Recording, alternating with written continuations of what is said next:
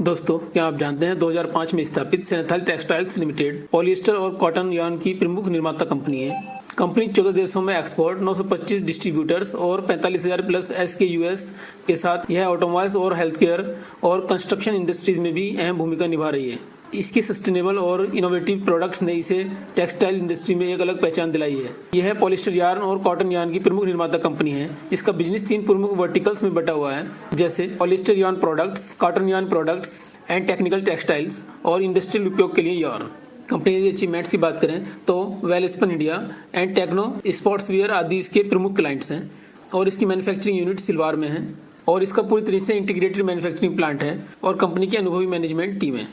Company के products के यदि मुख्य उपयोग देखें तो टेक्निकल यार्न का प्रयोग ऑटोमोबाइल, हेल्थ केयर जैसे क्षेत्रों में होता है।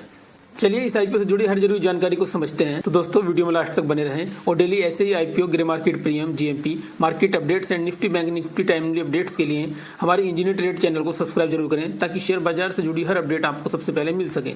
और साथ ही कमेंट बॉक्स में फ्री टेलीग्राम ग्रुप का लिंक दिया हुआ है, वहाँ भी आप जुड़ सकते हैं टाइमली अपडेट्स के लिए।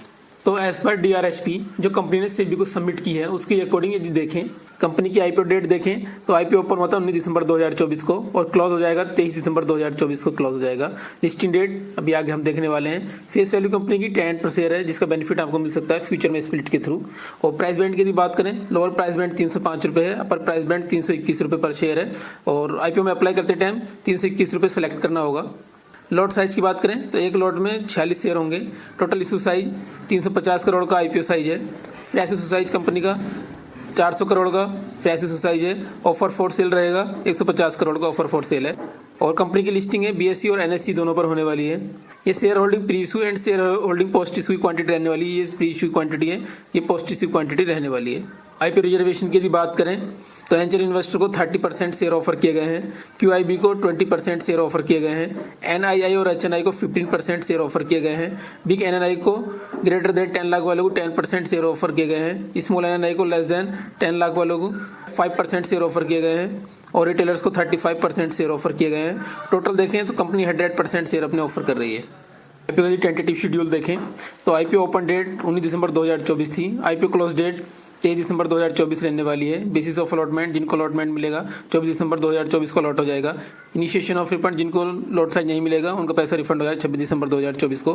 Credit of share to demat, जिनको शेयर मिलेंगे उनके डीमेट में क्रेडिट हो जाएंगे 26 दिसंबर 2024 को। लिस्टिंग डेट, जो आईपीओ लिस्टिंग डेट है 27 दिसंबर 2024 को मार्केट में लिस्ट होता हुआ नजर आने वाला है। Cut off time for UPI, जो अप्लाई करने के लिए 5 PM का टाइम रखा गया है। 23 दिसंबर 2024 को 5 PM तक आप अप्लाई कर सकते हैं।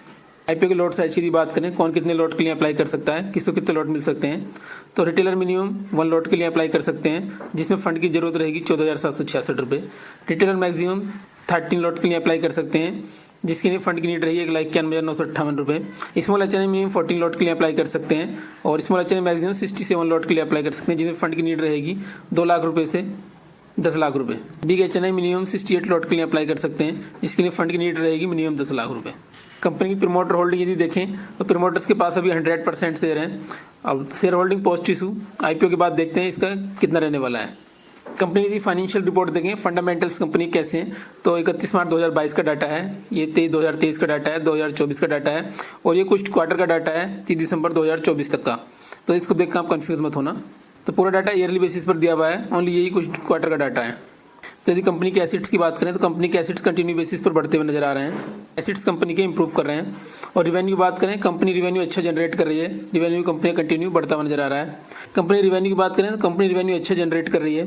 कंपनी रिवेन्यू कंटिन्यू बढ़ता हुआ नजर आ रहा है। 2024 में इसका रिवेन्यू कम हुआ था। प्रॉफिट आफ्टर टैक्स की बात करें, कंपनी का प्रॉफिट कितना है, आप टैक्स देने के बाद कितना प्रॉफिट हो रहा है कंपनी को, तो ये डाउन पॉइंट है कंपनी का प्रॉफिट घटता हुआ नजर आ रहा है। कंटिन्यू बेसिस पर आप देखें तो कंपनी का प्रॉफिट कंटिन्यू बेसिस पर घटता हुआ नजर आ रहा है। नेटवर्थ की बात करें तो कंपनी की नेटवर्थ बढ़ती हुई नजर आ रही है। कंटिन्यू नेटवर्थ कंपनी बढ़ा रही है अपनी। और टोटल बोरोइंग की बात करें, कंपनी के ऊपर कितना कर्जा है, तो कंपनी का कर्जा भी कंटिन्यू बेसिस पर बढ़ता हुआ नजर आ रहा है।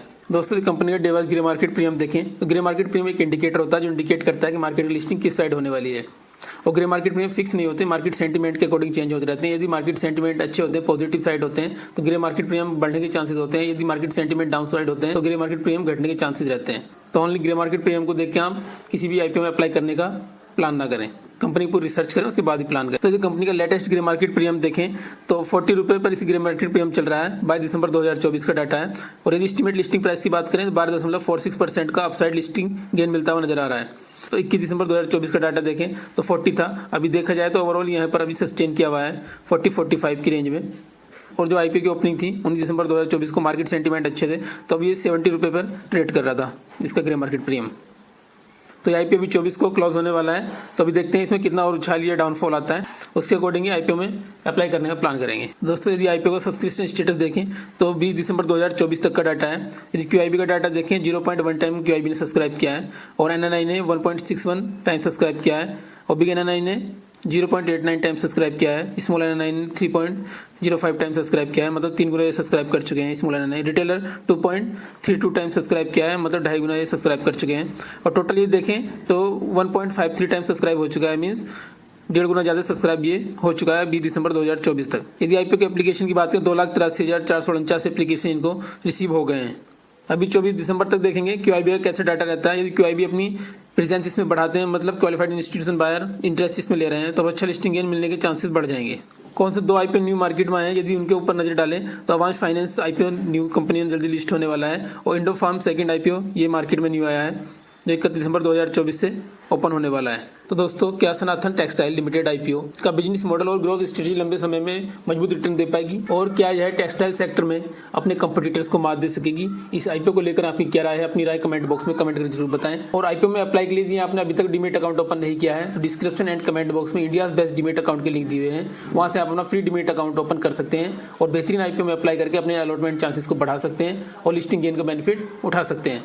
दोस्तों उम्मीद है यह वीडियो आपके लिए इन्फॉर्मेटिव रही होगी। अगर आपको यह वीडियो पसंद आया हो तो वीडियो को लाइक करें और हमारे चैनल इंजीनियर ट्रेडर को सब्सक्राइब जरूर करें ताकि शेयर मार्केट से जुड़े हर अपडेट आपको सबसे पहले मिल सके। दोस्तों this video only for education purpose, not recommendation for buy sell. कोई भी ट्रेड और इन्वेस्टमेंट का प्लान करने से पहले आप अपने फाइनेंशियल एडवाइजर सलाह लें, उसके बाद ही ट्रेड या इन्वेस्टमेंट का प्लान करें। तो चलिए दोस्तों फिर मिलते हैं किसी और न्यू एजुकेशन वीडियो में, तब तक के लिए happy trading, investing and happy learning.